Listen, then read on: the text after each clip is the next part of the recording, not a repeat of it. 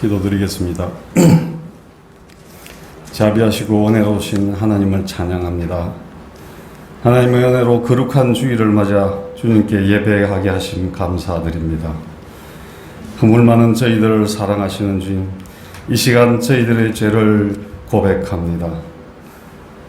주님의 구원을 받은 백성으로 마땅히 거룩하고 순결하게 살아야 했지만 세상의 욕망을 구하며 육신의 쾌락을 따라갔음을 고백합니다. 주님께 답을 구하기보다 세상 속에서 답을 찾으려 했던 저희들을 용서하여 주시옵소서.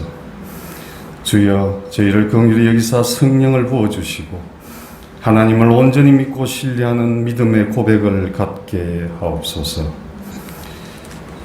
세상은 코로나가 다시 확산될 조짐을 보이고 있습니다. 2년여를 고통에 시달리며 참아서 잘 극복했다 생각했는데 불행히도 이제 다시 그 어둠의 터널을 지나야 할 것 같습니다. 또 세계 도처에서 발생하는 기후위기와 전쟁과 극심한 인플레로 인한 큰 경제 위기가 우리를 덮치려는 순간입니다. 주여, 대한민국을 긍휼히 여겨 주시옵소서. 이 시기에 지혜롭게 대처할 수 있도록 저희들을 붙들어 주옵소서. 사사로운 욕심을 버리고 진심으로 국민을 위로하고 나라를 보유하는 대통령과 정부 위정자들 되도록 인도하여 주옵소서. 모든 것을 이루시고 이끄시는 하나님 아버지, 우리의 힘과 능력으로는 하나님의 마음을 온전히 이해할 수 없고 이루어지는 과정을 이해할 수 없지만 가장 선한 방법으로, 가장 선한 길로 저희들을 인도하여 주심을 믿습니다. 날마다 높으신 하나님을 찬양하며 하나님의 일하심을 신뢰하게 하옵소서. 더운 여름의 한가운데를 지나고 있습니다. 무더위 속에서 우리의 신앙이 나태하지 않게 하시고 주어진 하루하루를 주님과 동행하며 세상 속에서 공의와 진리를 따라 살아가게 하옵소서. 진리가 승리할 것을 믿고 공의가 물처럼 흐르게 하옵소서. 진리와 함께 기뻐하고 사랑으로 섬기게 하옵소서. 썩어져가는 세상의 구습을 버리고 날마다 새롭게 하는 생명의 말씀을 따라가게 하옵소서. 이번 주부터는 본격적인 여름 휴가가 시작됩니다.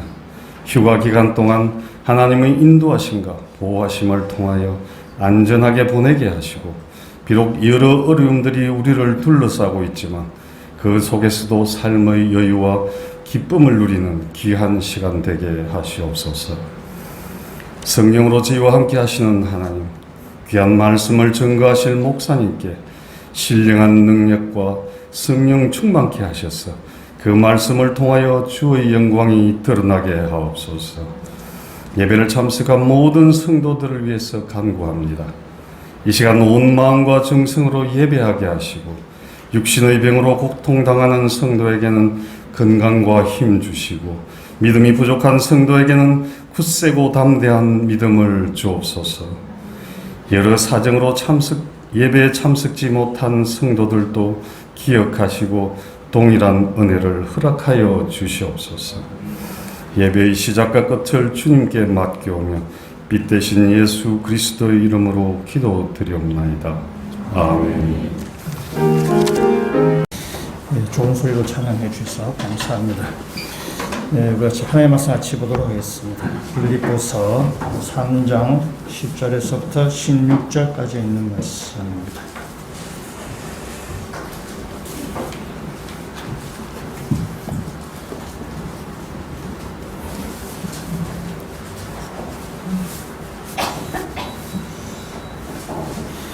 빌립보서 3장 10절에서부터 제가 읽고 16절 말씀은 같이 읽도록 하겠습니다.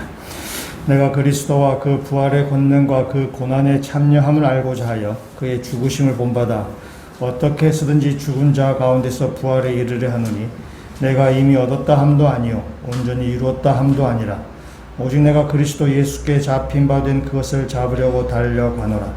형제들아, 나는 아직 내가 잡은 줄로 여기지 아니하고 오직 한 일, 즉 뒤에 있는 것은 잊어버리고 앞에 있는 것을 잡으려고 표대를 향하여 그리스도 예수 안에서 하나님이 위에서 부르신 부름의 상을 위하여 달려가노라. 그러므로 누구든지 우리 온전히 이룬 자들은 이렇게 생각할지니 만일 어떤 일에 너희가 달리 생각하면 하나님이 이것도 너희에게 나타내시리라. 오직 우리가 어디까지 이르렀든지 그대로 행할 것이라. 아멘. 젊은 사람들 중에 젊은 사람들이 하는 놀이 중에 밸런스 게임이라는 것이 있습니다. 두 가지를 제시하고 그 중에 선택해보라, 그런 게임입니다. 한번 해보겠습니다. 짜장면, 짬뽕. 짜장면. 이건 여러분이 점심 때 바로 나와야 됩니다. 점심 식사할 때 신라면 먹을 것인지 아니면 큰 뚜껑 먹을 것인지를 여기 컵라면 딱 결정해야 되죠. 여기 크리스마스 하면 생각나는 색깔, 초록색, 빨간색. 조금 아닙니다. 겨울에 이불 없이 자는 것, 여름 히터 틀고 자는 것. 대답이 없습니다. 지금 1억을 받는 거와 아니면 10년 후에 10억 받는 거. 11억? 제가 좀 순한 질문들만 이렇게 모았는데 좀 지저분한 질문들도 있습니다. 지저분한 질문 이런 거 있어요. 평생 양치 안 하기, 평생 샤워 안 하기. 이런 건 왜 하는지 모르겠어요. 평생 두통, 평생 치통. 이런 질문들은 나 왜 하는지 잘 모르겠어요. 현실이 전혀 반응이 안 되는데. 그래서 제가 밸런스 게임 제가 한번 만들어 봤습니다. 여러분, 세상의 복과 그리스도를 아는 일. 네, 세상을 아는 일. 물어보나 마나 뻔한 질문일지 모르겠어요. 여러분, 1억을 받고 예배를 빠지실래요? 고민하시는구나. 아니면 10억을 받으시고 예배 1년 동안 빠지시기. 헷갈리시나? 10억을 받고 1년 동안 예배를 빠질 거냐, 아니면 10 안 받고 1년 예배 오실 것이냐, 그런. 예배 받고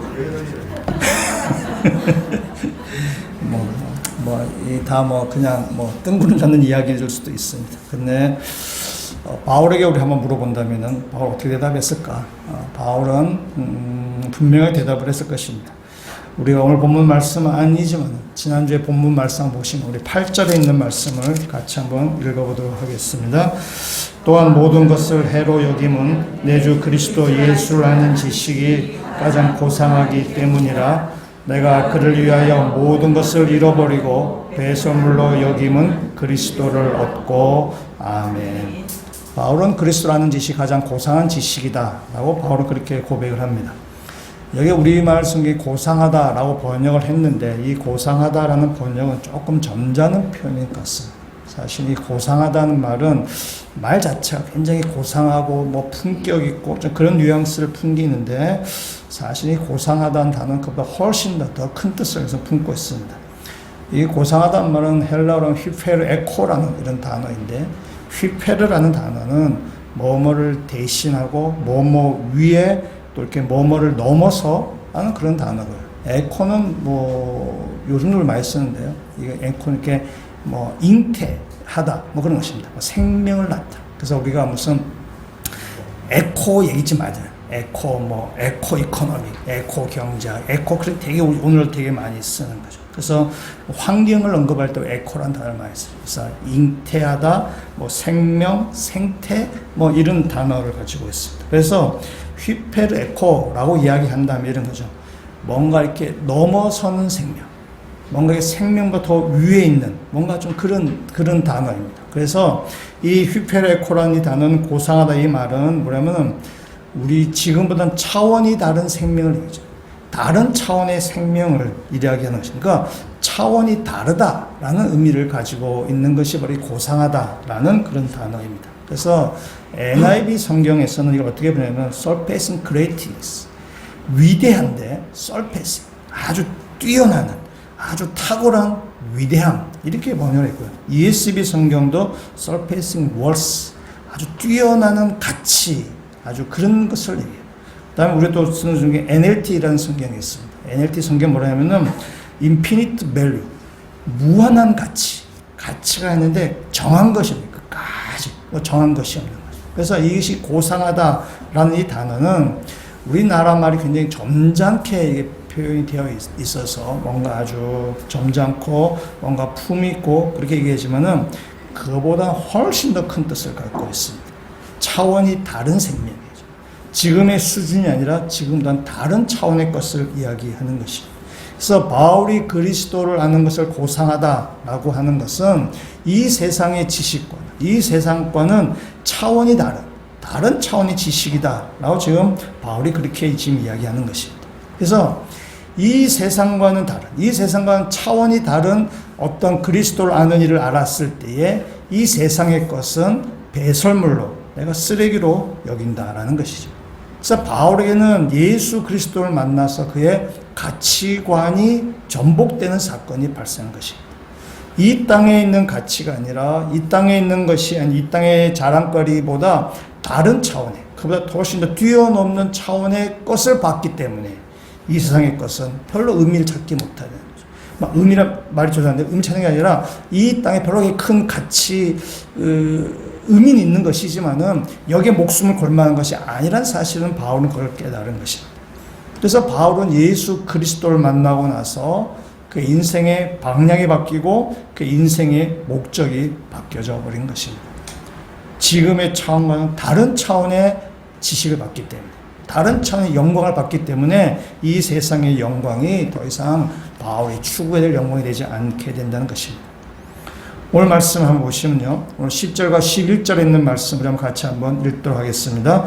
내가 그리스도와 그 부활의 권능과 그 고난의 참여함을 알고자 하여 그의 죽으심을 본받아 어떻게 했으든지 죽은 자 가운데서 부활에 이르려 하노니 아멘. 여기 바울이 알고자 한다라는 단어가 있습니다. 이 알고자 한다, 안다라는 것은 책을 통해서 얻는 지식을 말하는 것이 아닙니다. 뭔가 데이터를 다 이렇게 수집을 해서 거기서 뭐 자료를 분석해서 얻는 그런 지식이 아닙니다. 바울이 예수 그리스도 아는 지식, 가장 고상한 지식이라는 것을 알았어요. 그래서 바울은 그 예수 그리스도를 점점 더 알아가기를 원한 것입니다. 그래서 뭐 책을 통해서 얻는 지식과 어떤 그런 정보적인 지식이 아닙니다. 그리스도를 점점 더 알아가고자 하는 것입니다.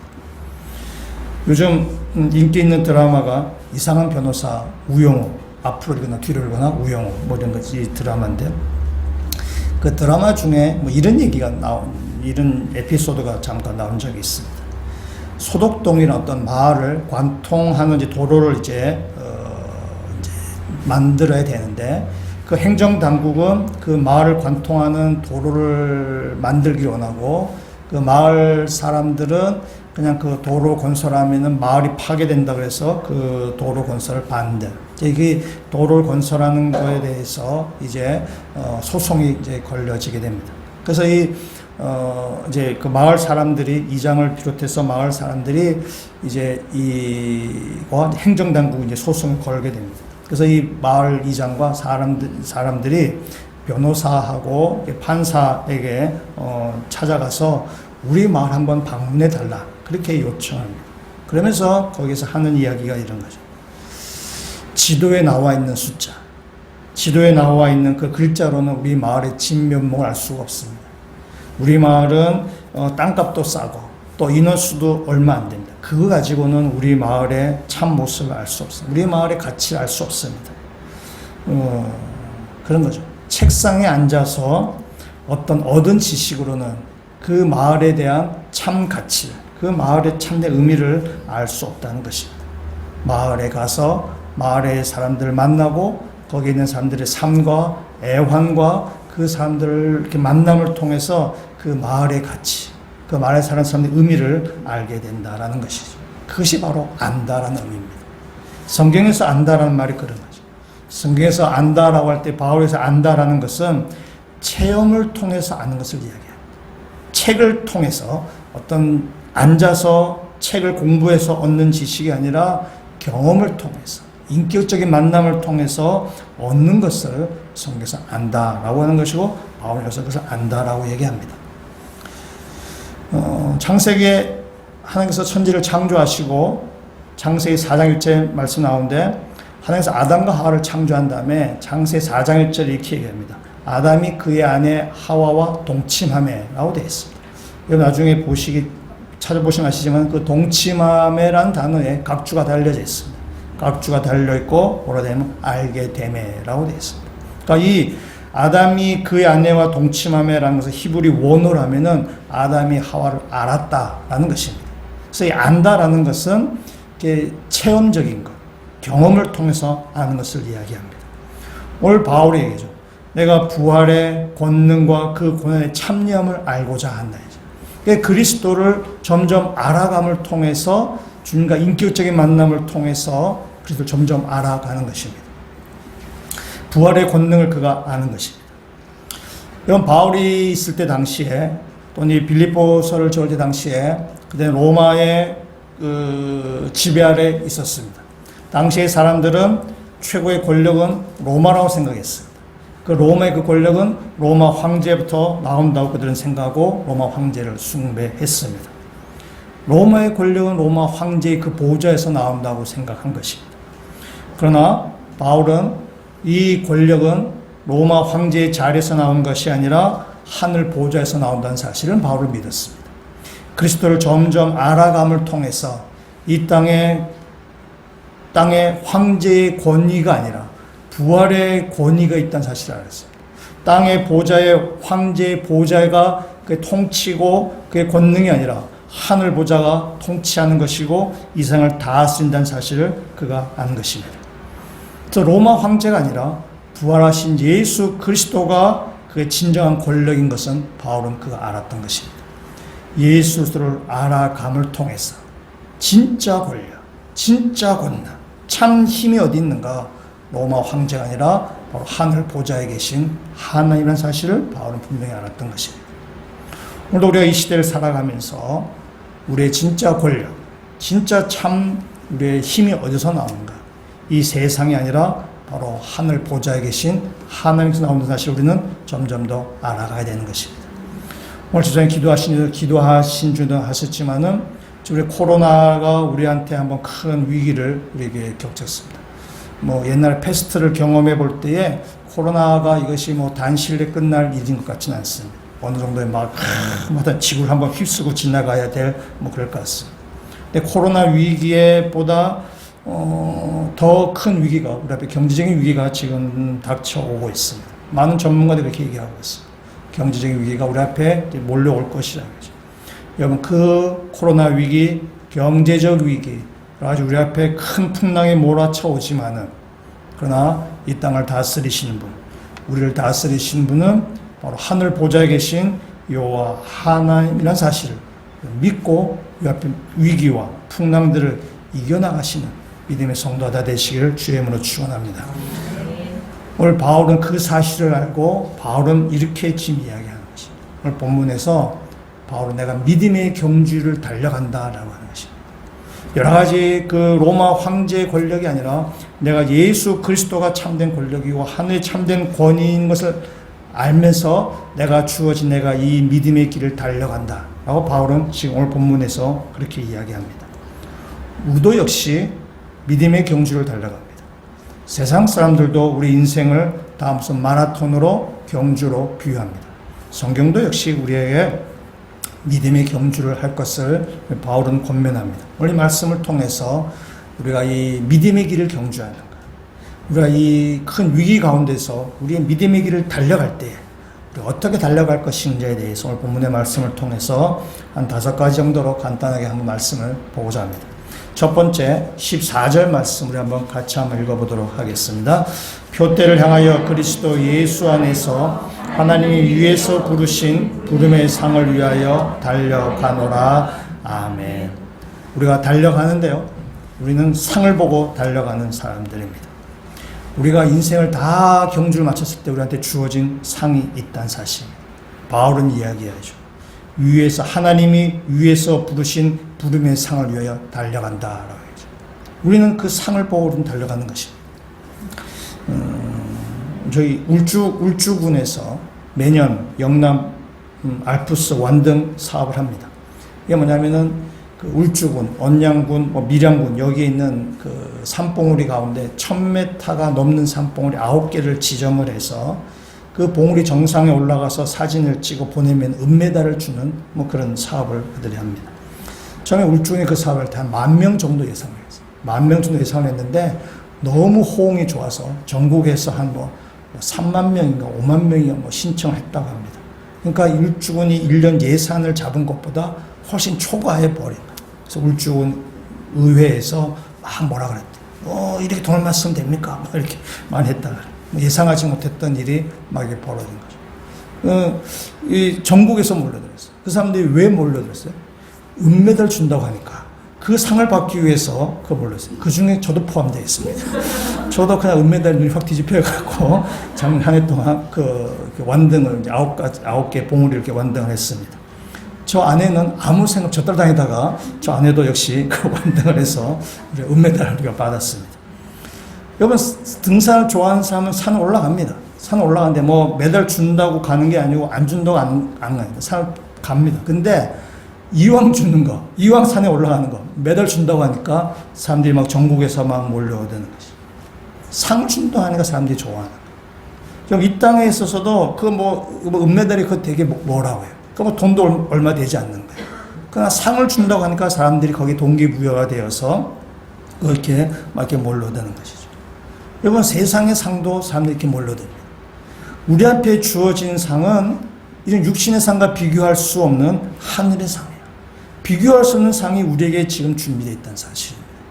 우리는 그 상을 바라보고 이 땅에 믿음의 길을 경주하는 것입니다. 그것이 우리가 이 땅에 우리가 이렇게 믿음의 길을 경주하는 것입니다.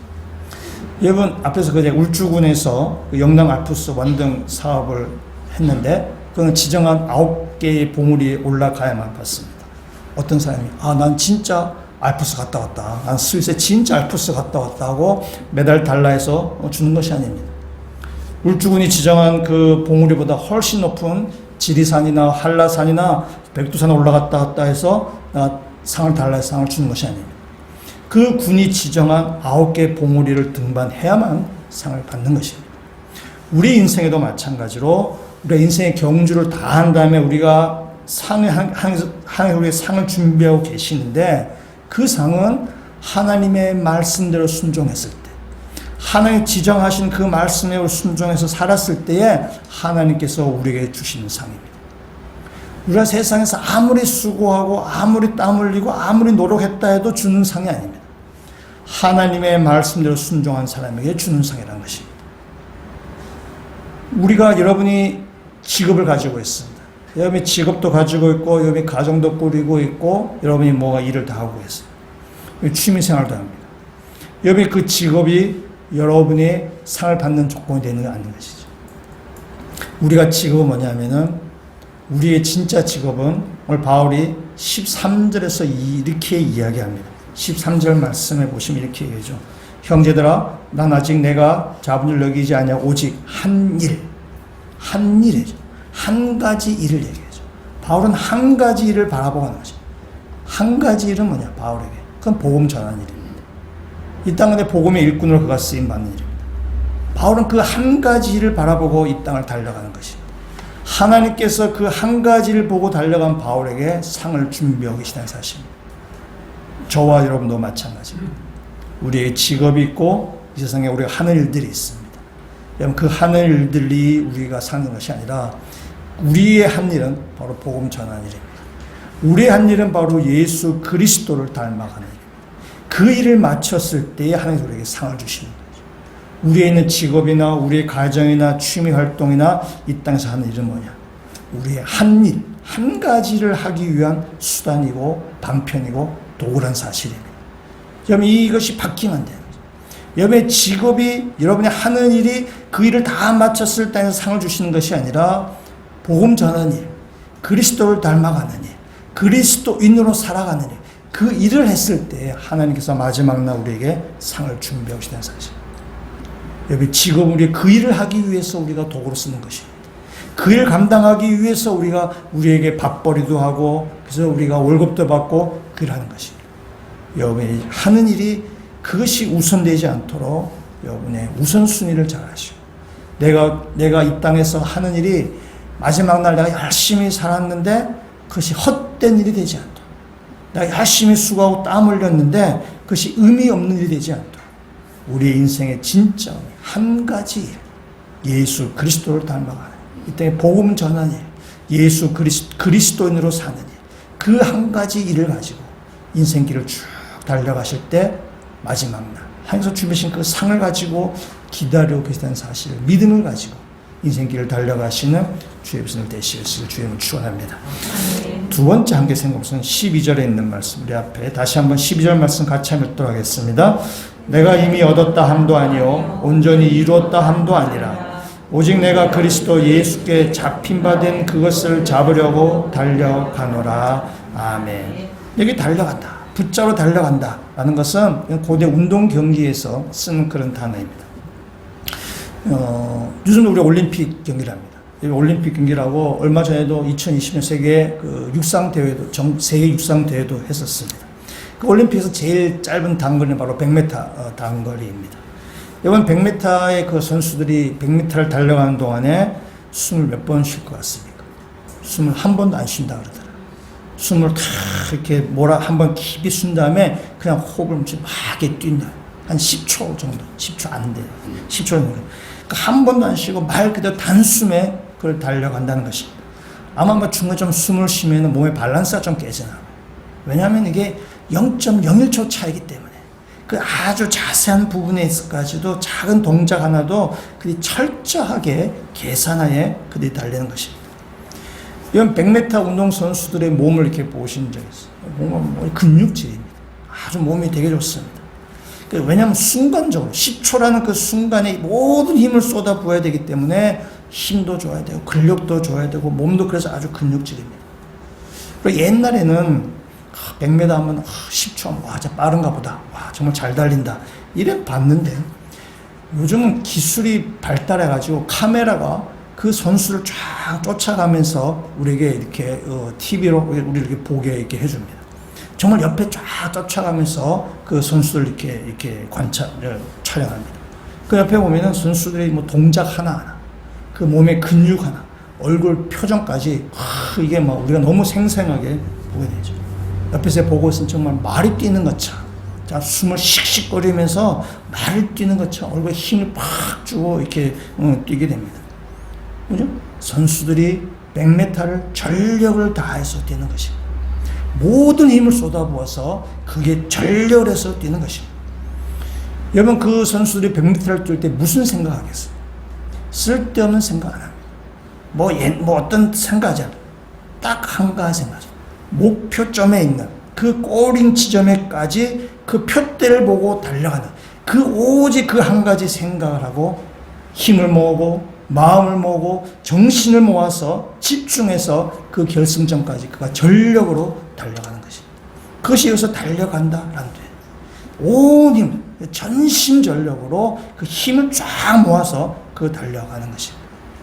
우리의 인생의 길도 달려가는 것 마찬가지죠. 우리의 주어진 이 다른 박지를, 우리의 주어진 인생을 우리가 전력으로 해서 달려가는 거죠. 그것이 바로 이 달려간다라는 뜻입니다. 안도현 시인의 아주 연탄재를 소재로 쓴 아주 유명한 시가 있습니다. 너에게 묻는다. 이거 뭐 여러분 다 아실 것입니다.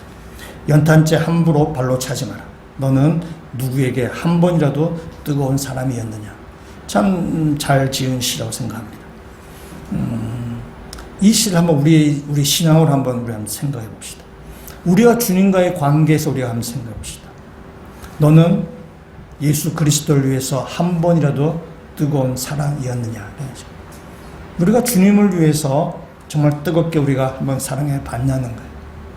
우리가 정말 예수님을 정말 뜨겁게 우리가 전심을 다해서 한번 사랑해 봤냐 한번 뒤돌아보자는 거예요.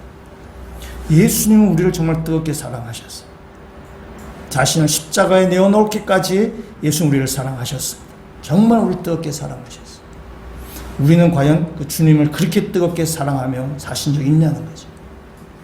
여러분 예수 그리스도를 위해서 여러분 희생하며 사신 적 있으신가요? 여러분 예수 그리스도를 위해서 여러분이 포기하신 것이 뭐가 있으신가요? 여러분 예수 그리스도 때문에 내가 하고 싶은 일을 포기하고 예수 그리스도를 위해서 사신 것이 무엇이냐 한번 우리가 점검해 보자는 것입니다. 여러분 우리가 오늘 주로 와서 예배를 드립니다. 여러분 이 예배 우리 하나님 앞에서 예배 드리는데요. 이 여러분이 예배를 드리기 위해서 얼마나 여러분 준비하고 오십니까? 얼마나 마음이 얼마나 준비하는 가운데 이 자리에 오세요. 내가 이 예배에서 전심으로 얼마나 이 예배를 준비하면서 이 자리에 오십니까? 100m 선수가 전력 질주하듯이 여러분 이 예배를 위해서 얼마나 전심전력으로 예배를 준비하고 오시나요? 우리 이 한 번 드린 예배도 우리는 건성으로 그냥 겨우겨우 드리는 경우들이 많이 있어요. 우리가 이 달려간다는 의미는 100m 선수가 전심을 다해서 딴 생각하지 아니하고 그 앞에 있는 목표 지점에서 달려가는 것을 이야기하는 거예요. 우리 인생 역시 다른 생각하지 아니하고 우리 앞에 있는 표대를 향해서 전심으로 달려가는 거죠. 예수를 뜨겁게 사랑하며 살아가는 거죠. 여기 젊은 우리 사람들도 있지만은 저희 연배 되시는 분이 더 많이 있으신데요. 우리의 남은 인생이 그렇게 길지 않습니다. 우리 남은 인생이 정말 많지 않습니다. 여러분 지나 우리 세월을 생각해 볼 때에 내가 정말 예수님에서 얼마나 뜨겁게 살아갔는가, 예수님에서 내가 얼마나 전심전력으로 살아갔는가 한번 뒤돌아보며 지나간 과거는 다 치더라도 우리가 앞으로 남은 인생, 얼마 남지 않은 인생, 정말 예수 그리스도를 위해서 전심전력으로 살아가시는, 전심전력으로 달려가시는 또 믿음의 손바다 되시길 주의 이름으로 축원합니다. 그것이 우리에게 주어진 상을 바라보고 가는 길입니다. 남은 인생 정말 예수 그리스도를 위해서 나를 포기하기도 하고 나를 희생하기도 하고 예수 그리스도를 위해서 살아가시는 참된 그리스도의 모습이 되시면 좋겠습니다. 세 번째 한번 생각해보겠습니다. 13절 말씀 같이 한번 읽어보도록 하겠습니다. 형제들아 나는 아직 내가 잡은 줄로 여기지 아니하고 오직 한 일, 즉 뒤에 있는 것은 잊어버리고 앞에 있는 것을 잡으려고. 아멘. 바울은 오직 한 일을 보고 달려간다 그랬어요. 한 일 달려가는데 뒤에 있는 것은 잊어버리고 앞에 있는 것을 잡으려고 달려간다. 바로 이야기하는 것입니다. 여러분 달려갈 때는 뒤돌아보는 것이 아닙니다. 뒤돌아보지 아니하고 달려가는 것입니다. 바울은 과거를 뒤돌아보지 아니하고 앞만 보고 달려간다고 이야기합니다. 여러분 바울의 과거는 굉장히 화려합니다. 바울은 뼈대 있는 유대인 가문 출신이고 바울 자신도 굉장히 유대 교육을 잘 받은 최고의 공부를 한 가말리엘 문화에서 공부를 하는 아주 열심을 가진 바리새인입니다. 어디에 내놔도 빠지지 않는 가문이고 어디에 나도 꿀리지 않는 바울 자신의 어떤 유대교의 열심을 가지고 있는 사람입니다. 자랑할 만한 과거입니다. 근데 바울은 그 화려한 과거, 자랑할 만한 과거를 뒤로 하고 그걸 자랑하지 아니하고 복음과 함께 달려가겠다라고 지금 바울은 이야기합니다. 과거의 자랑거리를 그걸 자랑 삼아 하지 않겠다는 것입니다. 또한 바울은 이 복음을 전하면서 엄청난 고통을 받습니다. 유대교로부터 또 로마로부터 여러 가지 핍박을 받습니다. 죽을 뻔한 적도 있습니다. 여러분이 고생을 엄청나게 하면은 힘든 일을 겪으면 우리는 과거를 좀 회상하게 되죠. 과거에 잘 나갔을 때 그거 하면서 회상하게 됩니다. 왕년에 내가 어땠는데 회상하게 되죠. 바울은 과거를 회상할 만한 화려한 과거를 가지고 있는 사람입니다. 바울은 이렇게 생각할 수도 있을 것입니다. 내가 지금 이렇게 고난 받을 사람이 아닌데, 내가 지금 이렇게 나 이렇게 고생할 사람이 아닌데, 바울은 과거가 너무나 화려합니다. 근데 바울은 아무리 힘들어도 과거를 돌아보지 않는다라고 지금 이야기하고 있습니다. 데즈먼드 모리스라는 사람이 머리 길은 원숭이라는 책에 그 중에 내용이 이런 거죠. 100세까지 무병장수한 사람의 특징을 전했습니다. 그 무병장수의 특징 중에 하나가 뭐냐면은 과거의 향수에 젖지 않는다는 것입니다. 과거 속에서 살지 않는다는 것이죠. 과거의 추억을 먹으면서 살지 않는다는 것입니다.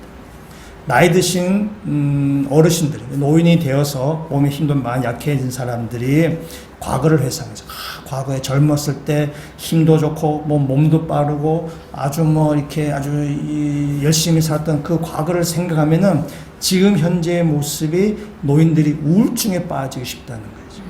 과거를 너무 잘 나갔는데 지금 너무 힘이 빠져버린 거 그런 거죠. 근데 장수하는 사람들은 과거를 돌아보지 않는다는 거죠. 지금 오늘의 활동에 적극적으로 임한다는 것입니다. 이것이 바로 앞으로 달려가는 사람의 특징이에요. 뒤돌아보지 않습니다. 과거가 아무리 화려해도 왕래에 내가 뭐뭐 했는데 거기에 머물지 않습니다. 나에게 지금 주어진 게 내가 달려갈 길, 열심히 달려가는 것입니다. 과거를 뒤돌아보지 않는 것입니다. 바울의 과거는 세상의 자랑거리가 될 만큼 화려하기도 하지만 또 한편 흑역사도 바울에는 있습니다. 바울은 기독교를 핍박했습니다. 예수 믿는 사람들을 잡아서 죽이는 일에도 그는 참여했었습니다. 바울이 악한 사람이어서가 아닙니다. 바울은 유대교에 충성했기 때문에 그가 믿는 교리에 충성했기 때문에 했던 일입니다. 근데 바울이 이제 예수를 믿고 나서 뒤돌아보니까 바울이 지나간 했던 일이 참 부끄러운 일이 되어버렸어요. 자기가 기독교인을 잡고 아마 바울이 만났던 사람들 가운데는 바울 때문에 피해를 입은 가족들도 아마 있었을 것입니다. 바울이 지나간 부끄러운 역사가 바울에 있어요. 근데 바울은 그 부끄러운 역사, 과거에 자기의 잘못했던 그 일이 바울이 앞으로 달려간 일에 걸림돌이 되지 않도록 하는 것이죠. 바울의 발목을 잡을 만한 과거 흑역사가 바울에게 있습니다. 바울 스스로도 부끄럽고 죄송하고 아주 그런 일이고 주변 사람들도 그 바울의 과거를 생각하면서 어떤 사람은 곱지 않은 시선으로 바울을 봤을 수도 있어요. 그럼에도 바울은 그 과거의 부끄러운 일, 자기의 죄된 일이 앞으로 달려간 일에 방해물이 되지 않도록 뒤에 신경 쓰지 않겠다는 것입니다. 죄책이 없다는 그런 뜻이 아닙니다. 사탄이 바울을 얼마나 괴롭혔겠습니까? 너 옛날에 이런 일을 했잖아. 너 때문에 좀 피해 입은 가족들 생각해봐. 얼마나 괴롭겠어요. 나 바울은 거기에 얽매여서 앞으로 달려간 일에 그것이 과거가 방해되지 않겠다라는 것입니다.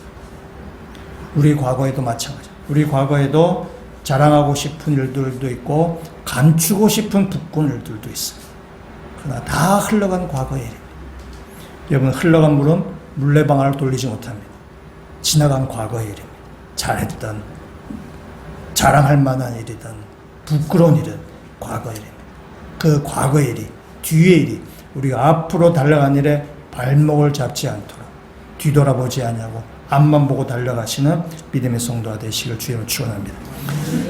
네 번째 한번 생각해 볼 것은 우리 본문에 달려간다는 말이 두 번 나옵니다. 12절과 14절에 달려간다는 말이 두 번 나오게 되는데요. 이 달려간다는 말이 우리 앞에 개역 성경에서는 쫓아간다 라고 이렇게 번역을 했었어요. 이 단어는 어떤 의미를 가지고 있냐면 서두른다, 뒤쫓다, 또 어떤 것을 성취하려고 애쓴다 라는 그런 뜻을 가지고 있습니다. 아까 이 달려간다가 운동 경기에 쓰는 단어라고 얘기했지만 이 단어는 또 언제 쓰는가 하면은 사냥할 때 쓰는 단어이기도 합니다. 사냥대회를 한다고 한번 생각해 보십시오. 사냥대회가 벌어졌습니다. 사냥대회는 뭐냐면은 가장 좋은 사냥감을 빨리 잡아오는 사람이 그 우승하는 그런 시합입니다. 이제 시합에 사냥대회에 참가한 사람들이 뭐 칼이나 창이나 활이나 자기의 그 고유한 무기를 가지고 이제 그 사냥대회에 참석합니다. 그래서 사냥대회 사람들 쫙 보니까 토끼를 이 사람이 다 추격합니다. 토끼를 막 추격하는데 갑자기 옆에서 아주 기름이 절절절 흐르는 노루가 한 마리 탁 튀어나온 걸 봤습니다. 이 사람은 토끼도 잡을 수 있고 노루도 잡을 수 있습니다. 근데 이 사람이 가지고 있는 창은 무기는 창입니다. 이 창 딱 하나 가지고 있습니다. 이 창을 가지고 토끼와 노루 두 마리는 다 잡을 수 없습니다. 토끼를 잡는 순간 노루는 도망갈 것이고 노루를 잡는 순간 토끼는 놓치게 됩니다. 한 번에 두 마리 다 잡을 수 없습니다. 둘 중에 하나를 선택해야 됩니다. 여러분은 토끼를 선택하시겠습니까? 노루를 선택하시겠습니까? 여러분, 노루를 선택하는 겁니다.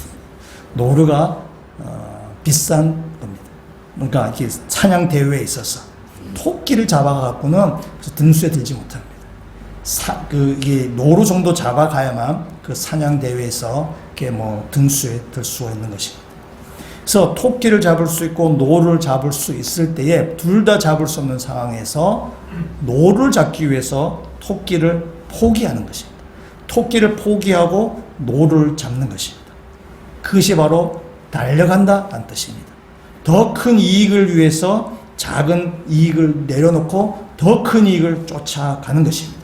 그것이 달려간다는 의미고 그것이 표대를 향해서 달려간다는 뜻입니다.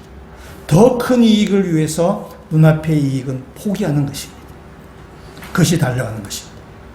우리가 이 땅을 살면서 우리는 두 가지 다 가질 수가 없는 경우가 많이 있습니다. 여러분, 산 좋고 물 좋고 정자가 좋은 곳은 없습니다. 자연적인 환경이 좋은 곳에는 인공적인 것이 약합니다. 인공적으로 좋은 곳에서는 자연 환경이 부족합니다. 뭐 지하철이 편리한 곳에서 뭐 산세, 뭐 산소리, 물소리, 뭐 새소리 들을 수는 없는 것입니다. 둘 다 가질 수는 없는 것입니다. 하나를 얻기 위해서는 하나를 포기해야 하는 것입니다. 믿음 생활에 있어서도 여러분 세상에서도 성공하고 하나님 나라에서도 성공하는 그런 일은 없습니다. 이런 결정적인 순간 때 하나를 선택해야 되는 순간이 오게 되어 있습니다. 밸런스 게임이에요. 결정적인 순간이 우리에게 오는 것입니다. 여러분, 미국의 39대 대통령이 지미 카터입니다. 지미 카터는 아주 신실한 그리스도인입니다. 대통령이 되기 전에도, 대통령이 되고 나서도, 대통령이 퇴임하고 나서도 그는 참 신실한 그리스도인입니다. 그래서 이 지미 카터를 평가할 때 대통령 때보다 퇴임하고 나서 더 유명한 사람이에요. 더 존경받을 만한 사람입니다. 여러분, 대통령 때는 이 지미 카터가 꽤 성공적이었다고 말할 수 없습니다. 미국의 대통령이 한번 선출되면 그 다음에 웬만해서는 재선에 다 성공하게 됩니다. 트럼프 정도 막 나가지 않고는 웬만하면 다 재선에 성공합니다. 지미 카터 재선에 패배했습니다. 레이건에게 패배했어요. 제가 한번 보니까 미국의 52개 주인가요? 그 주에서 이 지미 카터가 승리한 주가 5개 정도 되지 않습니다. 완전히 완패를 한 것입니다. 그러니까 4년 동안 대통령으로서 성공하지 못했다는 뜻입니다. 여러분, 지미 카터라는 이 사람은 대통령으로서는 성공하지 못했을지 모르겠지만 그리스도로서는 성공한 사람입니다. 세상에서는 성공하지 못했을지는 모르겠지만 하나님께서는 성공한 사람입니다. 세상의 칭찬을 받지 못했을지는 모르겠지만 예수 그리스도의 칭찬을 받은 사람입니다. 우리는 두 마리 다 잡을 수 없습니다. 우리는 둘 중에 하나를 포기해야 될 때가 있습니다. 여러분, 세상의 성공과 하나님 나라의 성공 가운데 어느를 택할 것인가 여러분 결정하셔야 됩니다. 세상에서 성공하고 하나님을 성공하는 그런 길은 없습니다. 여러분, 세상의 칭찬이 아니라 예수 그리스도의 칭찬을 받는 그런 믿음의 성도가 되시길 주의 이름으로 축원합니다. 우리가 달려가는 그 표대를 향해서 분명하게 보고 달려가야 되는 거죠. 우리가 그 달려가는 길에 중간중간에 튀어나오는 가짜 가치들이 있습니다. 싸구려 사냥감들이 있습니다. 여러분, 거기에 한눈 팔지 아니하고 우리의 표도가 흔들리지 아니하며 우리의 목표가 흔들리지 아니하며 세상의 소리에 흔들리지 아니하며 오직 우리에게 주어진 표대를 향해서 한눈 팔지 아니하고 그 표대를 향해서 달려가고 하늘의 상을 갖고 계신 그 주님을 바라보며 이 땅을 달려가는 것입니다. 그것이 우리가 달려간다는 의미예요. 여러분, 세상의 싸구려의 가치, 세상의 것들에 우리가 마음 팔리지 아니하고 우리에게 주어진 하나님의 상을 바라보며 달려가셔야 하는 것입니다. 마지막 5번째 말씀 한번 보겠습니다. 우리 15절, 16절 말씀 같이 한번 읽도록 하겠습니다. 그러므로 누구든지 우리 온전히 이룬 자들은 이렇게 생각할지니 만일 어떤 일에 너희가 달리 생각하면 하나님이 이것도 너희에게 나타내시리라. 아멘. 여기 15절 온전히 이룬 자라는 이 말은 바울이 거짓 교사들을 풍자하기 위해서 그들의 말을 흉내낸 것입니다. 거짓 교사 우리는 온전해 뭐 이렇게 얘기한 것입니다. 그래서 그것을 지금 풍자해서 하는 이야기고, 너희가 달리 생각하며, 이 말은 그 거짓 교사들이 바울의 말에 반대하거나 바울에 대해서 다른 생각을 가지고 있었던 것입니다. 그래서 이 사람들이 이렇게 하죠. 자신이 온전하다고 생각하면서 바울의 말을 그들이 수용하지 않은 것입니다. 바울의 권면을 받아들이지 않은 것입니다. 그래서 바울이 지금 이야기하는 것이에요. 바울이 이 얘기는 이런 것입니다. 15절 말이에요. 바울, 내 말을 수용하지 않아도 좋은데, 근데 하나님께서 여러분에게 나타나실 것입니다. 여러분, 내 말은 받지 않아도 좋은데, 하나님의 인도하심을 받으십시오. 내 말 받는 것이 아니라 하나님께서 나타나실 텐데, 여러분, 그 하나님의 말씀을 여러분 받아보십시오. 라고 지금 권면하는 것입니다. 그래서 16절에 이렇게 얘기하죠. 오직 우리가 어디까지 이르렀든지 그대로 행할 것이라 얘기하죠. 여기서 그대로 행할 것이라는 것은 뭐 보조를 맞추다, 뭐 일치하여 행하다라는 것입니다. 그래서 우리 성도들이 여러분과 저가 있는데 우리가 다 달려갈 길이 다 있습니다. 우리가 다 자기의 달려갈 길이 있다는 것입니다. 그래서 우리가 이 달려갈 길에서 다섯 번째 우리가 교훈 삼는 것은 뭐냐면 자기 페이스를 유지하고 달려가라는 것입니다. 우리가 다 달려가는 모양이 다 다릅니다. 우리의 믿음의 성숙도가 다 다릅니다. 신앙의 역사의 경륜이 다 다릅니다. 각자의 다 다른 길을 우리가 달려가는 것입니다. 자기의 페이스를 잘 찾아가야 되는 거죠. 누가 열심히 달려간다 그래가지고 그 괜히 쫓아가다가 그냥 지쳐서 퍼질 수가 있습니다. 또 괜히 느리게 가는 사람 있어요. 느리게 가는 사람 따라서 아유 나도 세워라 내어라 해서는 언제 우리가 그 목적지에 도달하겠어요. 우리 각자의 달려갈 길이 있습니다. 각자 달려갈 길이고 각자의 페이스를 유지해야 돼요. 그것은 뭐냐? 하나님께서 나타나실 것이라. 하나님께서 여러분을 인도하실 것이라는 사실이죠. 하나님의 인도하심을 받고 우리가 달려가는 것입니다. 그것이 여러분에게 주어진 페이스입니다. 하나님의 속도에 맞춰가는 것입니다. 하나님께서 빨리 땡기면 빨리 달려가는 것이고 하나님께서 천천히 하면은 또 멈출 수 있어야 되는 것입니다.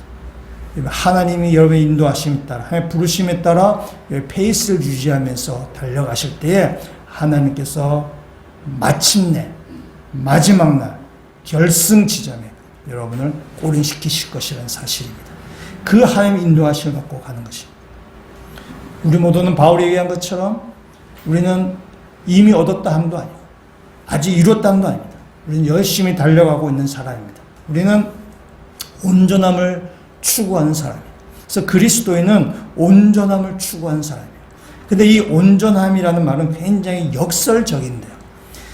내가 온전하지 않은 것을 깨닫고 그래서 하나님의 인도하심을 받고 하나님을 알아가는 그것을 우리는 온전함이다라고 얘기하는 것이죠.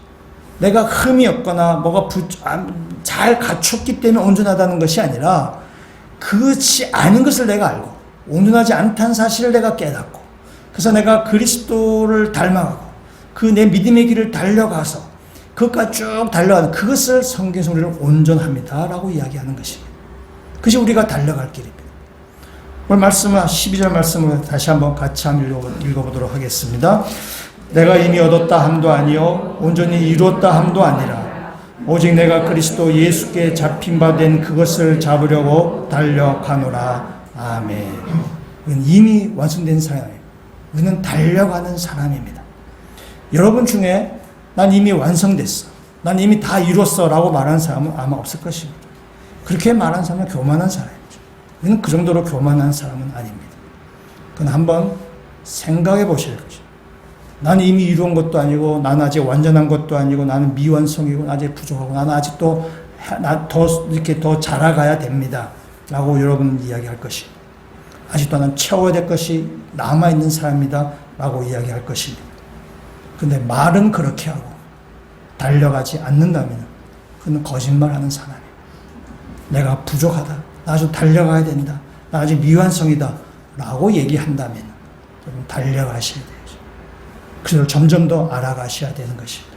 그래서 우리가 거짓말쟁이가 되지 아니하고 오직 한 일, 그리스도인으로 살아가는 일, 예수의 복음을 전하는 일, 예수를 알아가는 일, 그 표대를 향해서 열심히 달려가시다. 그러니까 모든 그리스도인 다 되시기를 주의 이름으로 축원합니다. 같이 한번 기도드리시겠습니다. 내가 이미 얻었다 함도 아니요 온전히 이루었다 함도 아니라 오직 나의 달려갈 길을 달려간다는 바울의 고백이 우리의 고백입니다. 이 땅에서 우리에게 주어진 믿음의 경주를 저희가 달려가기를 원합니다. 이 믿음의 길을 경주할 때에 세상 것에 마음 뺏기지 않게 하시고 과거의 얼매에서 주춤거리지 않게 하시고 결승선에서 상을 준비하고 계신 주님을 바라보게 하여 주셔서 이 우리에게 주어진 이 경주를 전력을 다해서 나의 경주를 달려가는 주의 백성들 되게 하여 주시옵소서. 예수 그리스도의 이름으로 기도합니다. 아멘.